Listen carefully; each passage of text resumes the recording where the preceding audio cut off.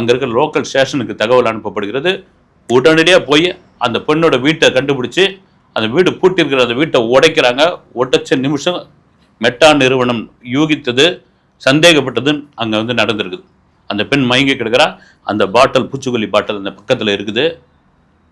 தூக்குறாங்க, ஹாஸ்பிட்டல் கொண்டு போகிறாங்க, முதலுதவி பண்ணுறாங்க, வேற ஒரு ஹாஸ்பிட்டலில் சேர்க்குறாங்க, உயிரை காப்பாற்றிடுறாங்க. இது மொத்தமாக நடந்து முடிஞ்சது 16 நிமிஷத்தில் முடிஞ்சிடுச்சு. ஒரு சோஷியல் மீடியா வந்து எவ்வளோ பெரிய உயிரை காப்பாற்றிருக்கு பாருங்க. 16 நிமிடத்தில் முடிந்த ஒரு விஷயம் வந்து 2022 மெட்டா நிறுவனம் இது மாதிரியான விவாதத்திற்குரிய, சந்தேகத்திற்குரிய சில வாசகங்கள், சில பொருட்களை நீங்கள் பதிவிட்டால் அதை அனலைஸ் பண்ணி அது என்னது, அது மோசமானதா, அதில் யார் பாதிக்கப்பட்டிருக்கார்கள், அதனுடைய பின்னணி என்ன அப்படின்னு வந்து அந்த அந்த சிஸ்டத்தை அப்லோட் பண்ணி வச்சிருக்காங்க அவங்க.